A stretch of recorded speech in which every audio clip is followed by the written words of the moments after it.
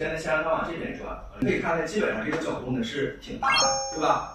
然后之后呢，让它放松放松，往这边转，这边基本上到这儿它就费劲了，再往这边它就应该有点疼了。本来应该从从容容有男有女，对吧？然后我们刚才已经查完了是这一侧的胸突乳突肌有问题啊。首先呢，我们先摸到它的胸骨头、锁骨头啊，这个位置摸着还可以，就是比较柔软。接着往上沿着它的乳突啊，摸到乳突这个位置呢，相对来说是比较硬的。我们轻轻的揉一揉啊，轻轻的揉一揉。这边呢，我们也给这回揉放松，哎，放松把手，来把手放在手上。晚安，玛卡巴卡。然后之后呢，我们简单的给它做。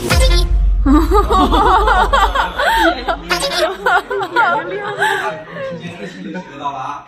首先放松，哎，放松，你不是托，对吧？然后我们往这转，对吧？大概是转成这个角度，可能再大一点点，发现了吗？然后我们再往这边转。